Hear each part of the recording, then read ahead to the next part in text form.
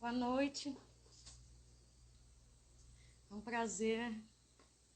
Eu estou aqui hoje para entrevistar a cantora, grande cantora, compositora, violonista, Joyce Moreno. Eu vou começar, não sei quem está chegando aqui agora, minha mãe, lendo uma crônica que eu escrevi há algum tempo sobre ela, chamado Joyce Moreno em Hora de Aurora. Essa crônica foi publicada primeiramente na minha coluna no site Acessa, que eu mantenho há bastante tempo, há cerca de 8 anos.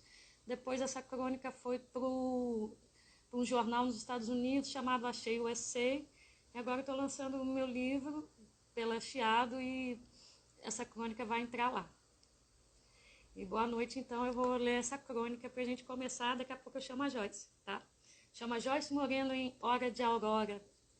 De tênis, calça jeans e camiseta despojada, Joyce chega ao Teatro do Sesc em Tiradentes, acompanhada por Tuti Moreno, companheiro de música e de vida há décadas.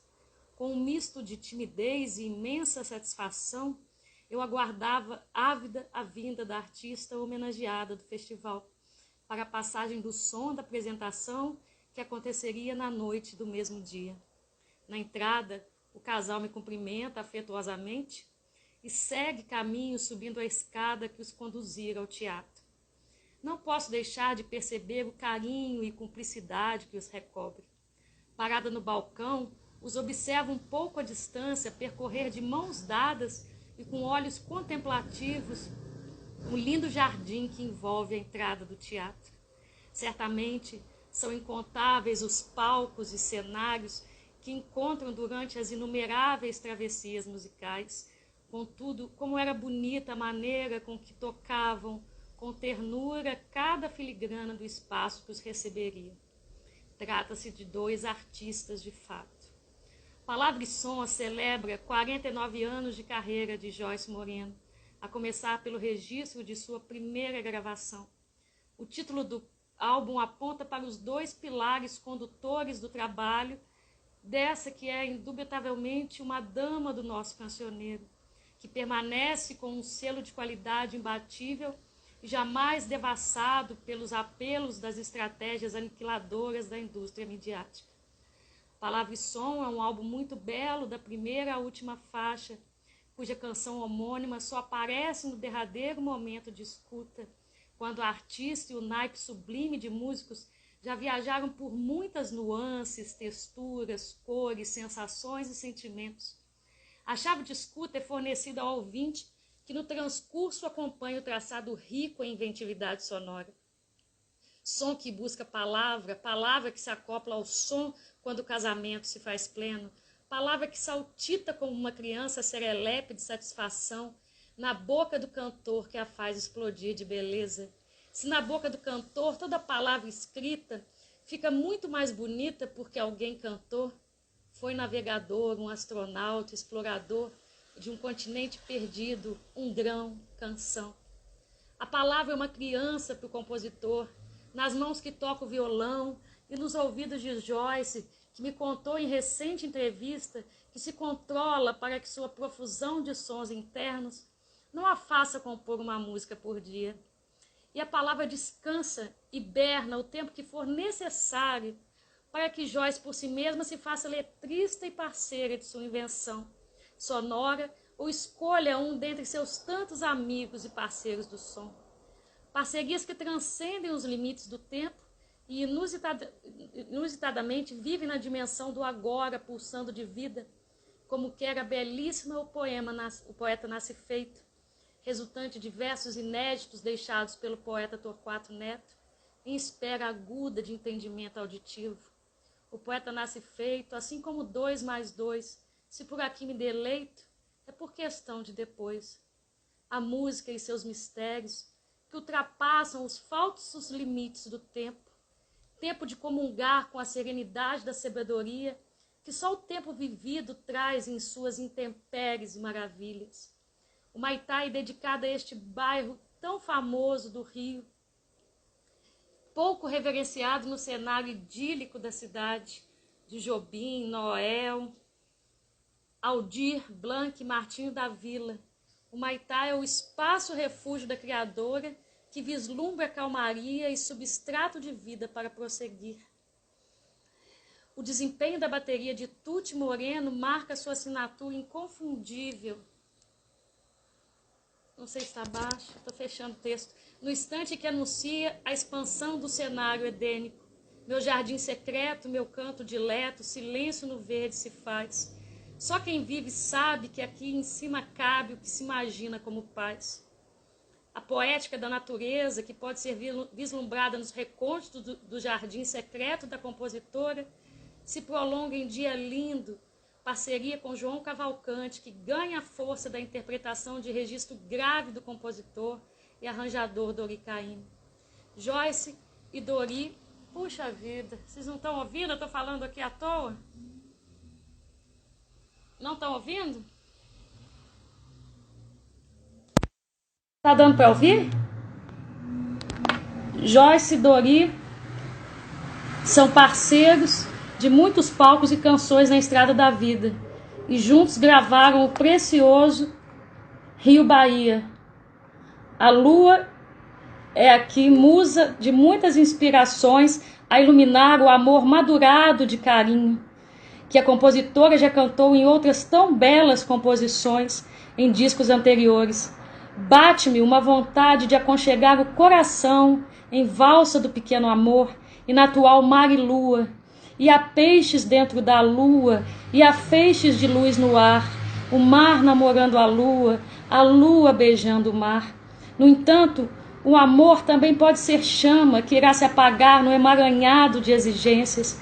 Essa mulher então proclama o amor maior em o amor é lobo do amor, isento de redomas, o amor sem servidão, sem prece, sem prisão, amor que é libertador, amor que não diz não, amor que é água e pão, o amor, destino do amor.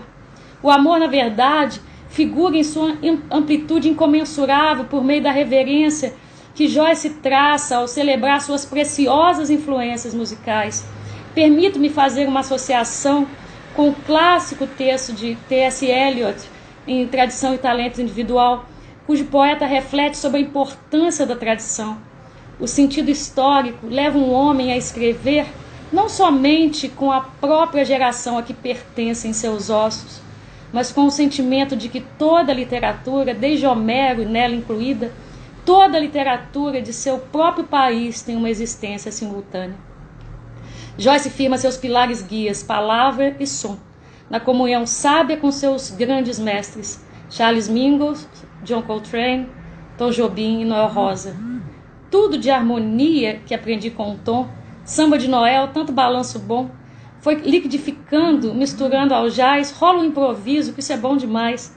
Foi assim que o samba, que sempre foi meu, namorou o jazz e quando percebeu, displicentemente foi um samba jazz que nasceu. Cheio de swing e arrojadíssimo esse samba jazz que traz o solo impecável de Lula Galvão. Joyce Moreno é aquariana e suas notáveis características são frescor, leveza e jovialidade que contemplam sua performance cênica e seu feeling. Dialoga com a maestrina e precursora Chiquinha Gonzaga e brinca com suavidade no passeio sonoro pelo vasto e indecifrável universo das meninas mulheres, tema recorrente em sua obra, contudo jamais panfletário. Dancemos e cantemos com feminina, mulheres do Brasil e a nova forrobodó das meninas. Lindas, tão lindas meninas, tem de ser lindas e só. Tudo que as meninas fazem, sempre dá forrobodó. Joyce Moreno é conhecida e reverenciada muito além da terra Brasílias, mas jamais deixará de expressar sua força singular de artista brasileira. A menina mulher que cantou o país em tempos sombrios, no tão delicado passarinho urbano, volta a refletir com consciência e lucidez sobre o Brasil em Samba do Apocalipse, em que, como também dizia Oswald, é a prova dos 9.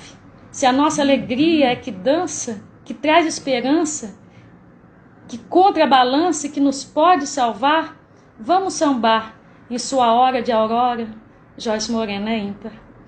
Essa crônica, então, pelo que vocês não ouviram, Eu estava com fone, me desculpem, eu sou um pouco confusa com essas tecnologias. Ele tá disponível aí, vai sair no livro, ele está, chama Joyce Moreno em Hora de Aurora. Eu acho que ele era bem apropriado, acho, não tenho certeza, porque a Joyce é uma artista, uma criadora da palavra e do som.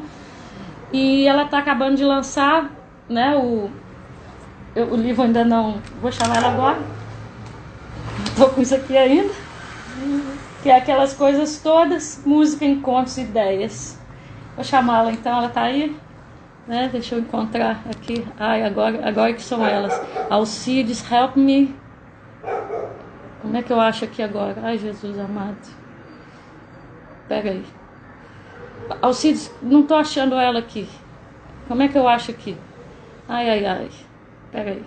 Não estou vendo a Joyce. Deixa eu... Tem que achar aqui. Ela aqui. Pera aí.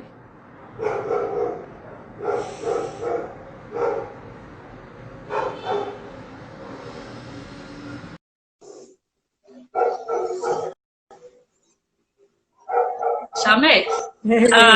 Então, Menina, deu para ouvir? tô até sem graça de coisas tantas bonitas que você falou aí. Muito obrigada. Você já conhecia esse texto. Eu gostei de reler. Muito legal. É legal. Muito Eu legal. acho E aí, boa noite todo mundo. Alô. Já vi que tem amigos queridos, pessoas aí muito queridas. Nossa, eu recebi tantos recados. O Menescal tá louco para entrar e tá me mandando zap sem parar. Falou que ele não consegue entrar aí dentro. Gente, manda ele ligar para os universitários para ajudar. Mas a Lelê então, tá aí. Chama ele. Legal. Então, nossa, que honra. Eu fiquei com medo porque caiu uma chuva aqui. Eu falei, saiu. Quase chorei. Não, até chorei. Eu falei, não vai estragar. Mas então, Joyce, olha, tô assim, foi maravilhoso reler o remix. Muito mais velha, porque eu era bem garota, encontrar mais coisas ainda, tá mais afiada com esse seu humor finíssimo. Agora tem o segundo livro, né? Agora tem Sim, segundo, eu li os dois, então, marquei várias coisas pra gente conversar. E na verdade, assim. O bichinho aqui, ó o bichinho. Então, eu procurei na livraria, não tem. Chamar, acabou de sair. Acabou de sair. Chegou assim muito recente. Chegou por esses dias e ainda está sendo distribuído, mas está aqui. É típico de professor, esse modos aqui. E aí, parceiro? Tudo bem? Olha o Ivan aí. Que bom, que delícia. Coisa boa. Aí eu te pergunto para a gente começar, na verdade, né? Eu sei que você tem toda essa verve literária, que você diz que se você não fosse trabalhar com música, você tinha também a saída, pensava em literatura, você ganhou da sua mãe cedo lá as obras do Machado de Assis. Mas eu tenho uma curiosidade que você nunca falou, quando começou a escrita das crônicas de fato? Quando você começou a escrevê-las? Essas crônicas do livro? Lá o início de tudo, a Gênesis, lá do Remix, essa segunda... Em 1996 eu comecei a escrever, contando esses casos. Não me bateu uma de escrever, eu comecei e daí fui indo e acabei fundo, né, como se diz. E aí saiu o primeiro livro em 97. E essa segunda parte surgiu quando eu fui convidada pelo Marcelo Frois, que tem uma editora chamada Sonora, para relançar o Fotografei. E aí eu falei, tá, mas eu vou remixar, vou fazer um remix do livro original, porque tinha umas coisas que eu queria mudar. Às vezes vem uma pessoa e fala, mas não foi assim, não foi bem isso, foi aquilo, não sei o quê, e aí eu vou ver, a pessoa tem razão, essas coisas. E aí nessa eu fui fazendo esse remix do livro, mas quando eu me dei conta, na verdade eu comecei a escrever outro, aí começou a sair um monte de outras, não só de outras histórias, mas também de reflexões que no primeiro não tinha. O primeiro era mais um livro de anedotas de casos, né? Mas aí não, aí destampei mesmo e saí escrevendo coisas que eu penso, né, sobre vários assuntos, então a coisa foi para esse lado. Não, nesse segundo, né, tem assim, esse lado bem de avançado da reflexão sobre a música, né? Você vai pegando vários, enumerando. Isso. E com humor, assim, tem uma parte que eu ri demais, daquele pianista francês que tinha aquela síndrome, Michel Petrucciani. Aí eu fotografei, mandei para o Marcelac, toca comigo, ele falou, pô, meu ídolo. Todos nós somos apaixonados pelo Bill Evans, né? Pelo karma de todo pianista. E aquela parte eu ri sozinha, que você fala assim, que ele adora coisas sedutoras. Cara, mulher, bombom, eu até enumerei aqui, fantástico. Mulheres, bombons. Drogas, mulheres e bombons. Drogas, mulheres e bombons. Então, assim, o timing seu é maravilhoso, assim, eu vi, porque a língua ferina dele, né? Pois é. E isso em cada um, né? Assim, você Não, ele era uma traz figura esse... maravilhosa. Realmente, além de ser um grande músico, foi assim um prazer ter sido amiga dele, porque ele realmente era uma figuraça assim espetacular, um cara engraçado, divertido, muito legal mesmo. Muito legal ter conhecido. Eu até peguei a fala sua aqui, ó. Depois eu pego aqui. E isso eu ligo também tem um episódio também que é maravilhoso, que é do João Gilberto, o medo que ele te causou. Aí eu peguei até eu me lembrei se tem a ver alguma coisa, aquela música Medos que você fez, medo disso, medo daquilo, se inspirou, se tem alguma relação com aquilo, medo, medo. Não, na verdade, os medos, essa música, eu comecei a fazer, ela ficou faltando uns pedaços da letra, e aí o Rodolfo completou a letra. Eu fiz a música e fiz parte da letra, e ele fez a outra parte da letra. Mas isso foi em 2001, e eram medos muito... Isso foi bem depois de eu ter escrito o primeiro livro, que é onde tem essa história do João Gilberto, né? Eram medos muito específicos, porque o século XXI entrou com o 11 de setembro, né? Nos Estados Unidos. E isso mexeu muito com todo mundo. E eu fiquei pensando, que era de Aquário é essa, né? Será que vem aí uma coisa de mais... aquela coisa boa que a gente imagina, ou é para ter medo? Era para ter medo, na verdade, né? Que a gente está vendo agora, né? Mas foi meio... A música foi meio sobre isso. E o medo do João Gilberto era um medo...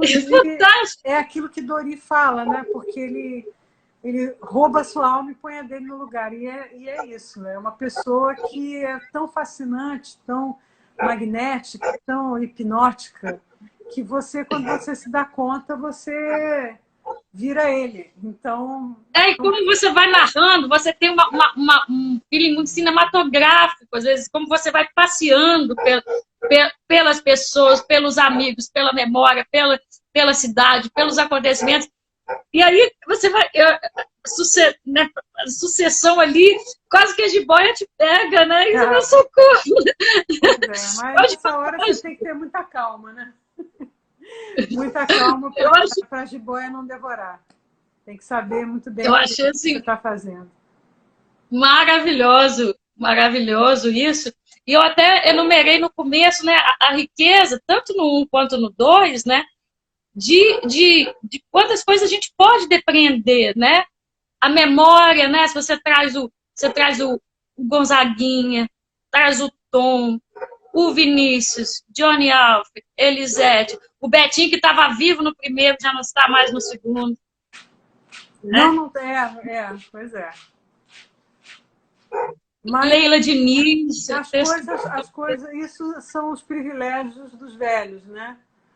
É o duvidoso privilégio da velhice, porque você, ao mesmo tempo que você tem essa memória de ter convivido com pessoas extraordinárias, ao mesmo tempo você vê que as pessoas foram morrendo e você foi ficando, né? A coisa vai ficando mais solitária um pouco, né? Porque pessoas que foram queridas, que foram importantes na sua vida, já partiram, né?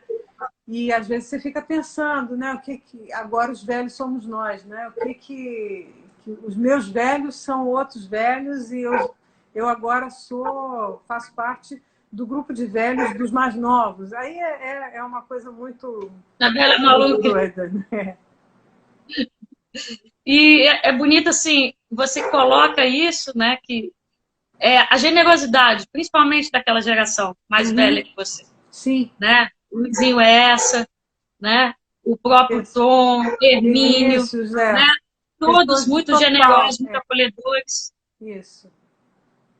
Muita Que generosidade mesmo, e eu sempre brinco assim, dizendo que eles abriam para nós os seus corações e as suas geladeiras, e a gente frequentava e tinha aulas, masterclasses assim diariamente com essas pessoas maravilhosas que estavam ensinando a gente, né?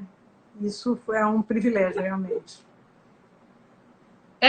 pois é, o caso do Luizinho é essa, você coloca ali, ele era, embora com aquela sabedoria toda, ele era, se colocava como mais um de vocês. Isso é muito Isso, bonito, assim, isso, era né? isso mesmo.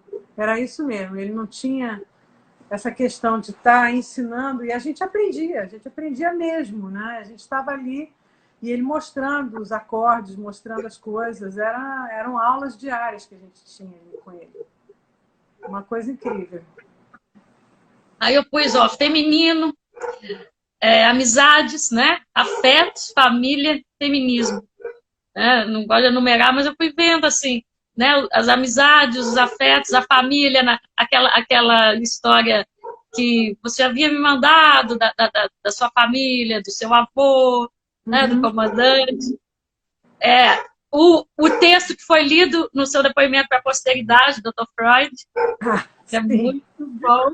É muito bom. O Doutor pessoal, assim, Freud. poxa, eu penso com um vigor, uma força literária muito grande. Né? Doutor Ainda Freud tem esse lado seu. Doutor Freud é uma carta que eu escrevo, uma carta Explica para o pessoal. para o Doutor Freud, explicando que em alguns pontos eu realmente tenho que discordar dele, aquela questão que ele sempre colocou como a inveja do pênis, que a mulher teria, não sei o quê, como uma coisa, né, cristalizada, uma ideia assim de que a mulher é incompleta, né? E aí a ideia é provar primeiro que nós não somos incompletas, muito pelo contrário, somos As extremamente terminações. completas. E a segunda questão é que, em matéria de inveja, realmente eu tenho alguma, mas não por esse lado. Eu tenho inveja do tempo que os meus colegas do sexo masculino têm. Vou aumentar o som, porque estão reclamando aqui que a voz está baixa, então deixa eu aumentar aqui um pouco. Tá bom assim? A inveja que eu tenho dos meus colegas do sexo masculino, porque eles têm um tempo que nós mulheres não temos. É o tempo da criação, porque a gente tem que dividir isso com todas as outras nossas atividades, né? Outro dia me perguntaram assim,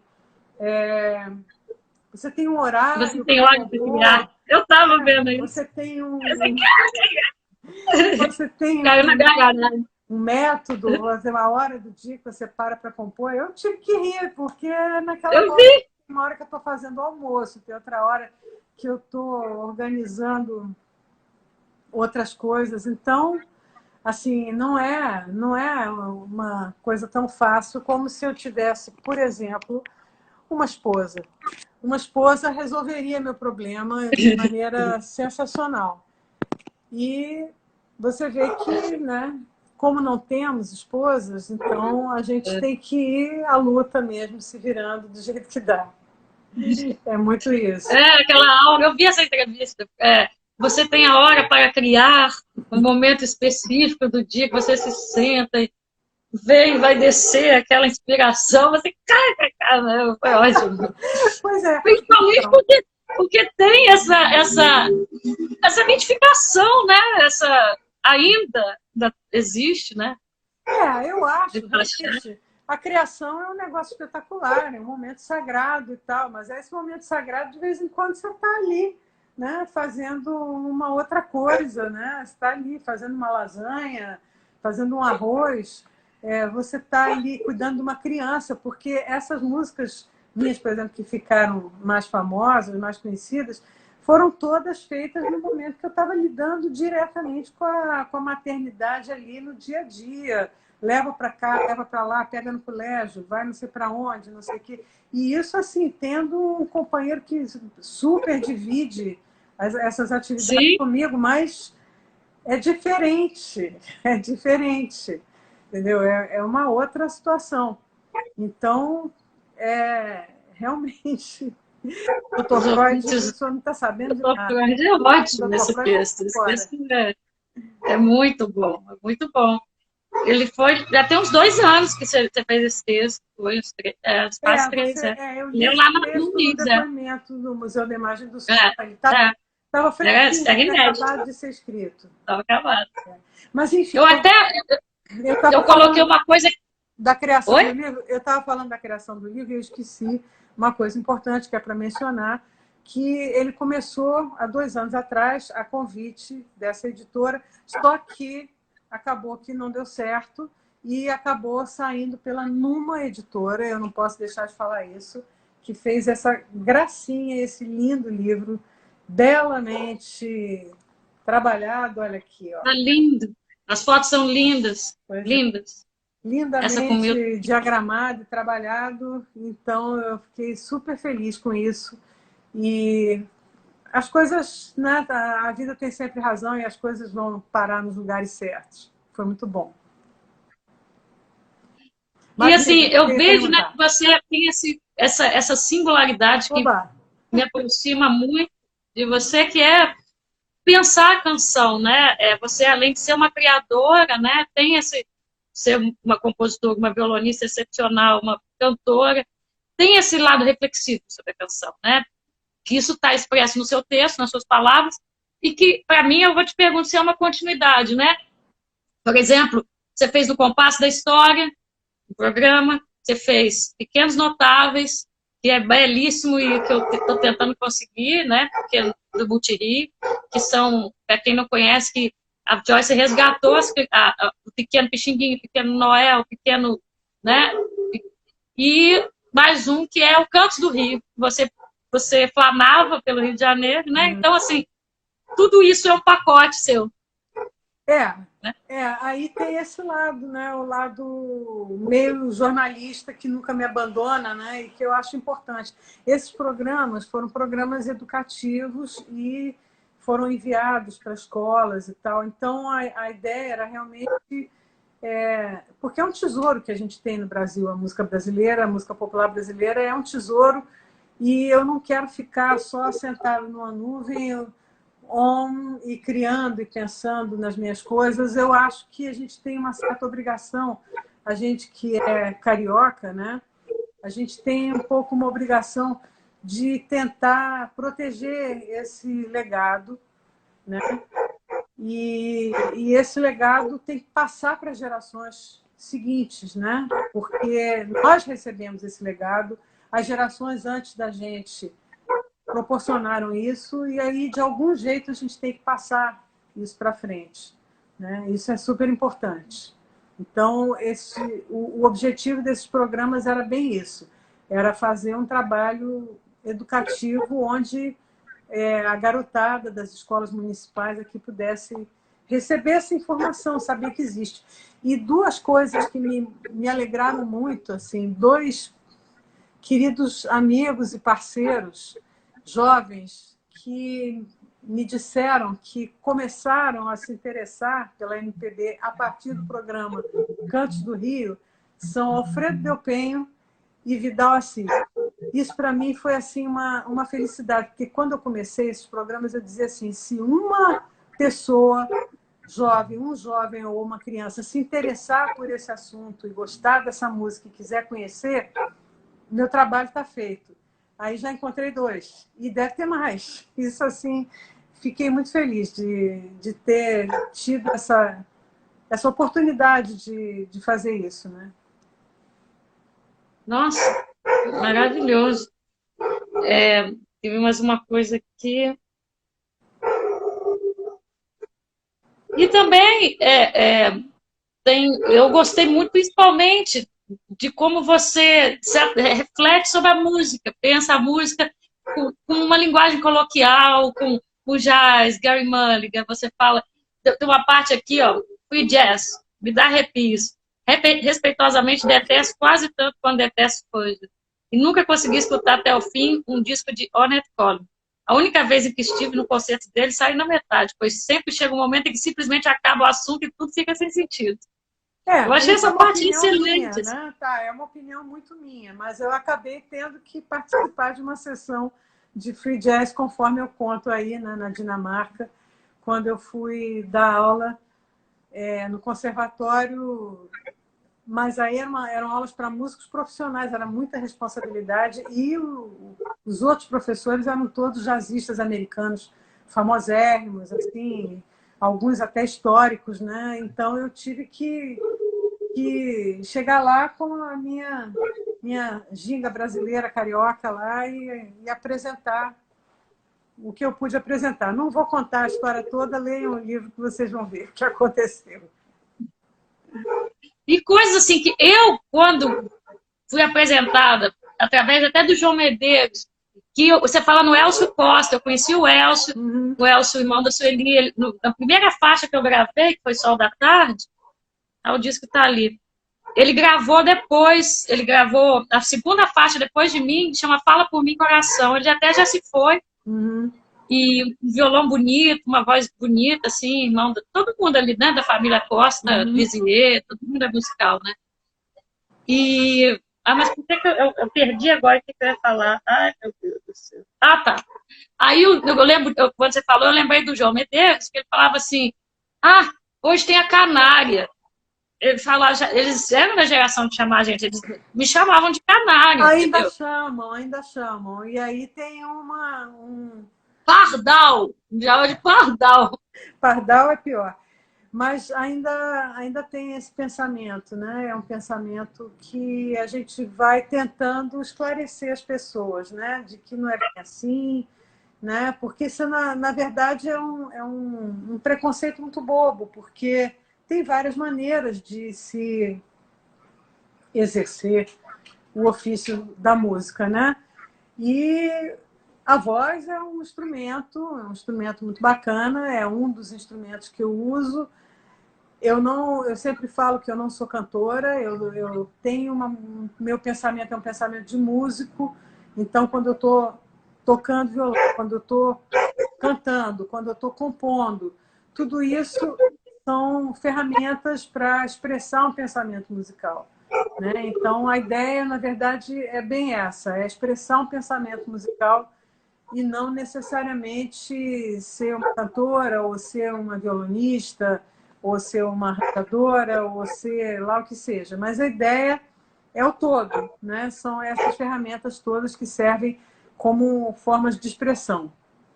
A ideia é essa. Mas eu acho que essa geração, talvez, não sei, o pessoal, eu não sei se mantém essa história de canário, se isso caiu um pouco, pardal, né? Se Não vem sei também, desse porque pessoal, né? eu não Porque sei. vou colocar a voz como uma coisa menor, né? Colocar assim, tipo assim, nós estamos acima, põe você aí, canta aqui em cima, vem por último. Isso eu acho que é um preconceito bobo e de uma geração que já passou, né? Essa Então, me fez lembrar coisa esse muito pessoal. antiga. Esse pensamento é um pensamento muito velho.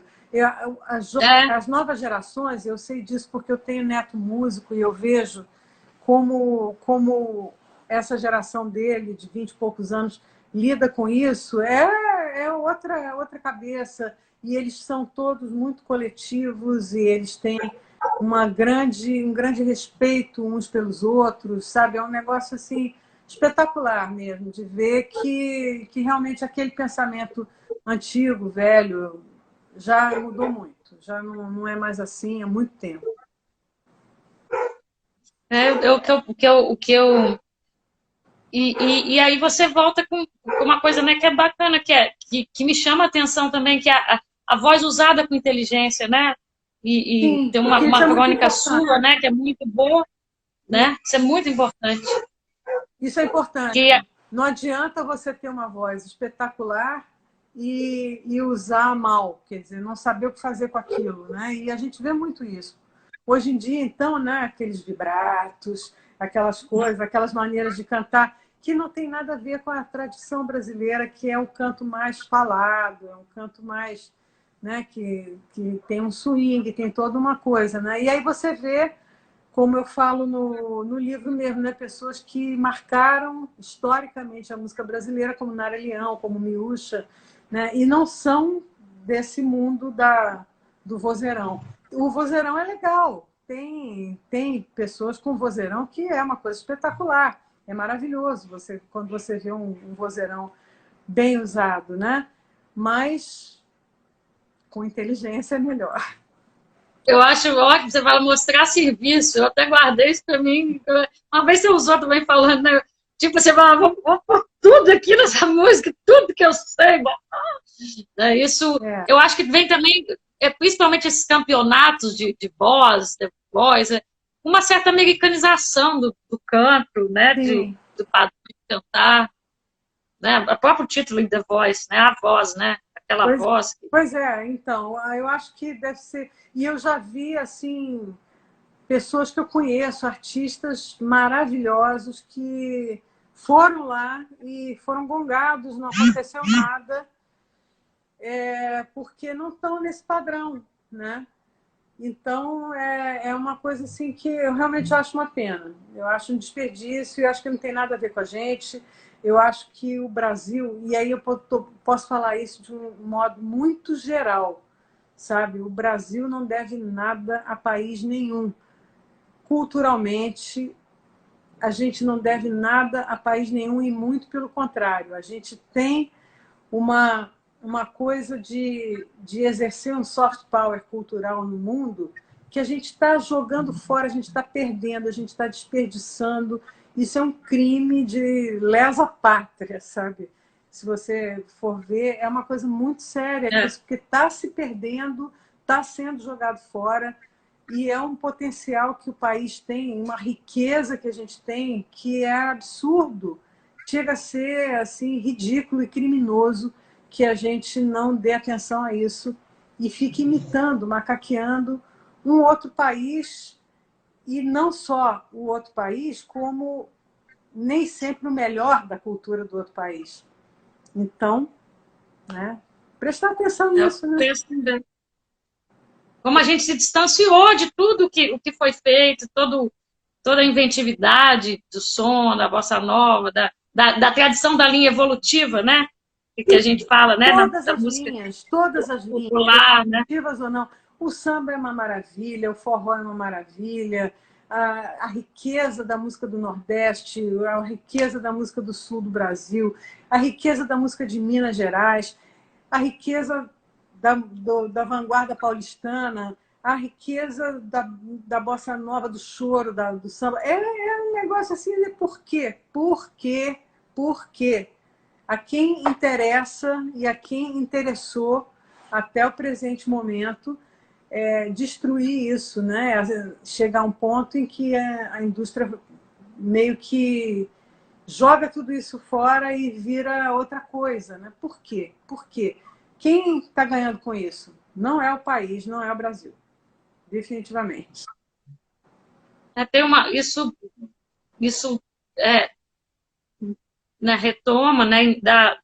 Soma a uma parte que você fala me tocou muito, né? Porque acho que algum estrangeiro fala assim, nossa, que maravilha vocês terem um Tom Jobim, vocês saberem. Mas eu falo, mas o meu país não sabe que existe Tom Jobim. E olha, essa história que eu Vocês conto... sabem que existe Tom Jobim. Essa história que eu conto me aconteceu na África, com um grande músico sul-africano, e que dizia isso. Ele disse para mim, ele disse, poxa, nós aqui na África do Sul estamos lutando para manter a nossa cultura, para conseguir que a música do nosso país prevaleça, porque a gente recebe uma invasão da música norte-americana, inglesa e tal.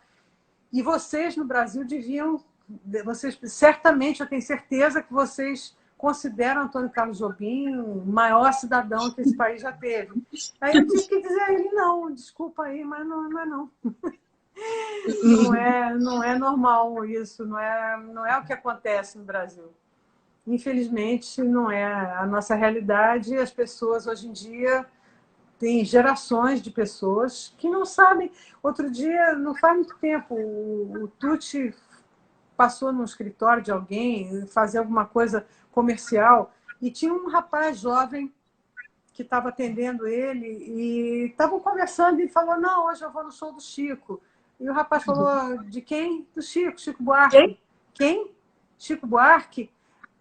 Eu acho que eu já ouvi falar, e falou para a secretária, ó, fulana, a gente conhece Chico Buarque? Ela falou, acho que eu já ouvi alguma música dele. Gente, por favor, sabe? É por isso que precisa dessas coisas, a gente está perdendo isso, não pode perder, não pode. A Nana, a Nana deu uma entrevista que foi bastante controversa, você deve ter visto, mas acho que as pessoas perderam um pouco do low profile, assim, também. Eu me diverti um pouco com a entrevista, aí tem uma hora que ela falava assim, eu liguei para falar com a minha filha, onde estão meus netos? Ah, eles foram ver o show do Belo. Aí a Nana falou assim, netos de Dorival Caymmi no show do Belo? Não pode, eu não estou mais neste mundo. É mais ou menos. Cada um com seu cada qual, né? Fazer o quê? Mas assim, não, o Thomas, eu penso que historicamente isso é um prazo muito pequeno desse quase desaparecimento mesmo dessas gerações não estar sabendo. Foi muito rápido. Foi muito rápido. Foi muito rápido. Eu acho que não houve. Há muitos anos já que não vem tendo, né, um cuidado em preservar a cultura, em se difundir a cultura brasileira melhor, porque a cultura é sempre a prima pobre de todos os governos que nós tivemos nesse país. Todos. É uma coisa assim que a gente não vem de longe essa história. Só que agora, em vez do descaso habitual, não, a gente está tendo um processo destrutivo. Então, é um pouco pior. Né? É um pouco pior porque você sai do descaso e vai para a destruição pura e simples. Então, a coisa fica muito séria. Fica muito séria. É bem complicado. Porque eu me recordo assim, puxa, 20 anos atrás, Tom fazendo show na praia, 30 anos atrás. Né? E mesmo Milton, na Eco, 92, Milton, né, fez muita coisa, as coisas. E toda a grande produção musical brasileira ficou periférica, ficou na periferia. Isso aconteceu, né, realmente. Isso realmente aconteceu e parou de haver interesse. Né? É como eu estou dizendo, é uma coisa triste, é uma pena. Agora, uma coisa é você ficar triste pelo descaso, pela perda, pela falta de investimento, por não haver ensino nas escolas musical, né? que realmente levante essa questão da grande cultura brasileira. Mas só que hoje a gente está sob ataque. Então, é um pouco pior, vamos combinar, né? A situação. Então, agora realmente isso aí... a coisa realmente foi para um nível bem pior. Né, acho que foi o Carlinhos Lira que falou, e você retomou numa entrevista para a Vera, um trio de pessoas, mãe da Mariana Baltar, que vai ser entrevistada também semana que vem. Vera Perfeito. Isso, Vera Perfeito. Conversei com ela, saiu assim. E do teu papel, de certa forma, de ser uma embaixadora, uma mulher que leva a música brasileira pelo mundo, né? Não e só tem muitas pessoas que fazem isso. Rosa Passos, né? Ivan Lins, Marcos Vale, né? Marcos Vale, Rosa Passos, todas essas pessoas, né? Que João Bosco, a gente tem mais hora de voo do que muito piloto de avião, pode acreditar. Isso aí não tem a menor dúvida. No entanto, né? Mas eu É, quase acho que eu já no entanto, explodi. aí a pergunta que você citou, né, do Carlos Lira, né? Quanto É, ganha um embaixador aposentado? é, Né? É isso que nós somos e o Brasil não sabe. Né? É isso aí. é. E agora é inevitável a gente tocar nesse assunto, né? A gente está numa pandemia, o artista está impossibilitado. Quantos shows você perdeu? Né, agendas inteiras, né? Muito. E o Perdi o artista ano. também não ganha mais pela venda do disco. Então, assim, da onde que virá O nosso né? sustento? Ah, pois é. É uma excelente pergunta. Uma excelente pergunta. Estamos todos aqui, nesse momento, nos fazendo essa pergunta. Porque isso aí, até o presente momento, porque, por exemplo, o direito autoral já vinha sendo muito rebaixado, né? A partir dessas plataformas todas, a partir dessa cultura de que a música é para ser de graça, né? Então, isso começou já derrubou desse lado, né? Porque essas plataformas tipo Spotify, Deezer, não sei o quê, são milionárias, bilionárias, trilionárias infinitamente e pagam centavos aos criadores de conteúdo. Isso é um negócio assim absurdo, realmente muito sério.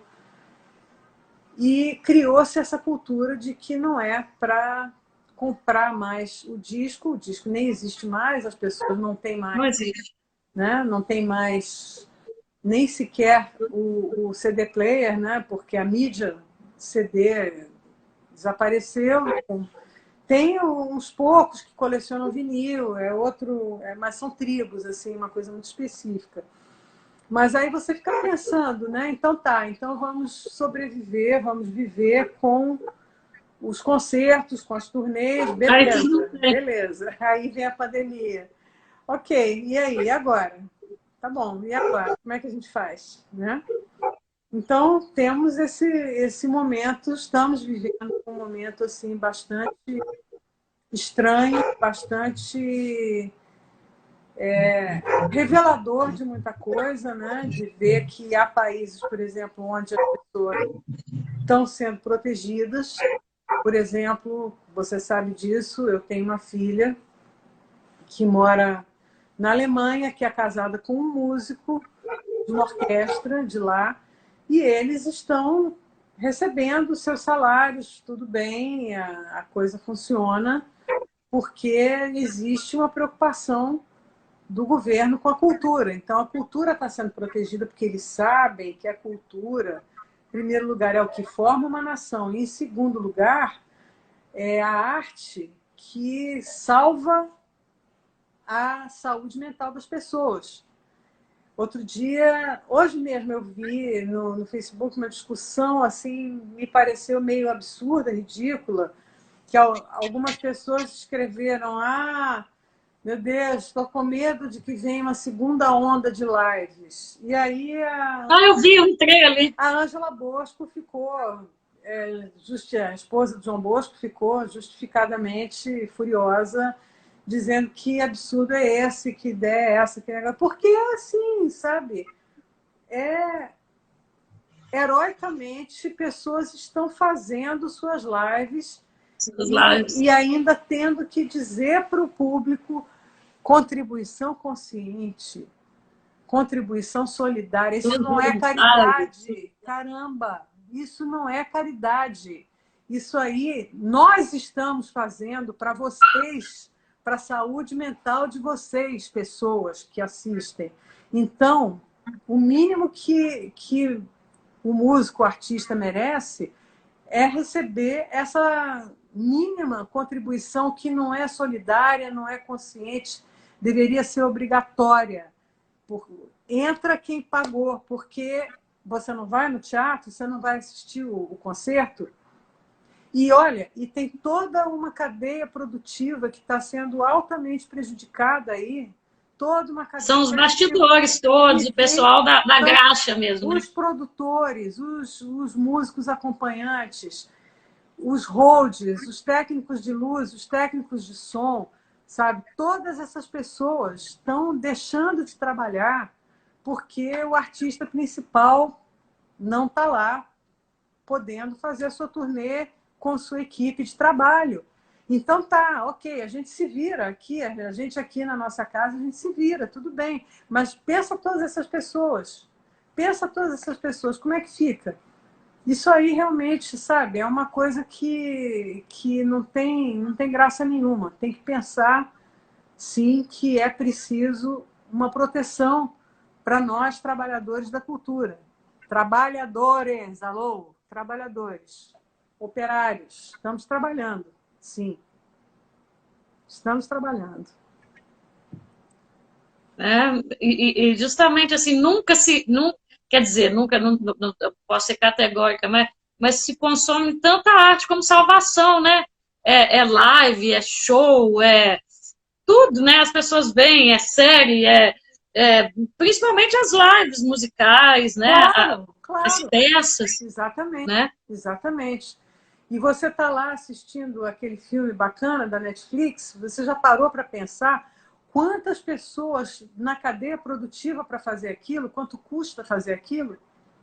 Sabe? Você está pagando ali, sei lá, R$ 30 por mês, mas espera os créditos para você ver quantas pessoas estão ali trabalhando naquilo, sabe? É um negócio muito sério, é muito, muito sério. É preciso que se tenha essa atenção para isso. E nós, trabalhadores da cultura, somos trabalhadores de serviços essenciais. Saúde mental da população. É preciso que haja essa consciência, porque é o que é. É isso que nós fazemos. Nossa, estava quase caindo aqui. Exatamente, acho que você disse tudo, né? Ai, nossa, que coisa. Começou a trombar. Ai, até efusivo. Eu fico pensando no cenário, porque eu saio às vezes para fazer as coisas, para ajudar minha mãe e tal, e moro sozinha aqui. O cenário é de guerra. Eu me sinto numa guerra, assim. Você vê todas as lojas fechando, só sobrevive supermercado, farmácia, médico, meu irmão é enfermeiro, todo pagamentado. Eu penso assim, será que a gente vai...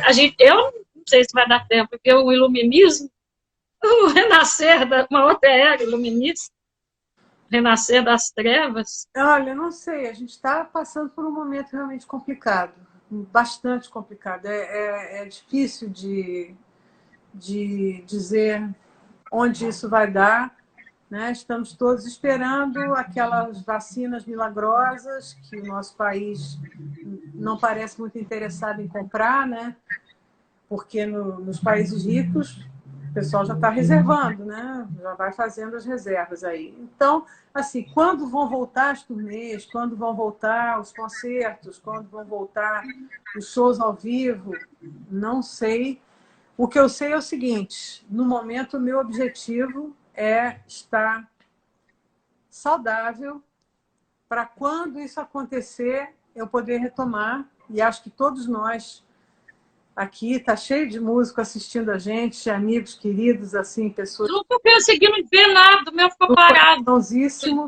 Já vi aí Ivan Lins, Marcos Valle, Leila Pinheiro, Lucina, um monte de pessoas queridas aí que estão assistindo a gente. Maravilha. E é isso. Eu acho que nesse momento o que a gente pode fazer, o que tem para a gente fazer, é a gente se manter com saúde. Com saúde, se cuidar muito e se preparar, porque, como diria aquele poeta concretista Nelson Ned, tudo passa, né? Então é isso que a gente tem, é o que nós temos para hoje, é isso, né? Nelson Ned era um cachorro do Ronaldo Bosco, da Elis, você sabia que eles tinham um cachorro que chamava Nelson Ned? Eu não conheci, não. Conheci o Cassius Clay, que era um boxer. Mas eles tinham o Nelson Ned. Esse eu nunca vi, não. Mas essa coisa da gente se manter saudável enquanto essa coisa não passa. Porque vai passar. Vai passar, em algum momento vai passar e a gente vai ter que estar bem para poder retomar a vida. Então não adianta a gente ficar desesperado, deprimido, não sei o quê. Vamos fazer a nossa música, vamos continuar compondo, vamos continuar. Aliás, estamos todos compondo, eu estou vendo que... Você está trabalhando bastante, está cheio de parceria aí, não está? Estou cheio de parceria. Moacir Nunes, Macalé. Está todo mundo compondo, está todo mundo fazendo suas coisas e é o que temos, para hoje, é o que a gente pode fazer mesmo. No momento, eu acho que é aquela coisa. Eu fui criada na beira da praia e eu aprendi muito cedo que quando vem uma onda muito grande, você fura a onda, entendeu? Espera passar e vai que vai. E é assim que a gente tem que fazer. Alegria é a prova dos 9. Mais do que nunca... Eu usei no final do texto, Oswaldo. Então, exatamente. Mais do que nunca é isso. A gente se manter com saúde em casa, se cuidando, mas também manter o espírito lá em cima, sabe? Porque, nesse momento, a alegria é a prova dos 9. E é um ato político a gente ficar bem. É o que a gente pode fazer. Ainda bem que você tem um grande amor, tem um grande músico, você tem tudo. Um segura o outro, né? Vocês têm feito coisa junto? Você tá aí? É assim. Vamos que vamos, que sorte. Bom, Joyce, puxa, muito obrigada, uma honra. Falar com o pessoal que eu disponibilizo aí todinho Ainda bem que eu nem vi quem tá aí, porque eu ia tremer nas bases. Sim, eu não vi Fabinhos, eu não vi ninguém. Parceiros e amigos muito queridos. Muito bom estar com vocês todos aí. Puxa, maravilha.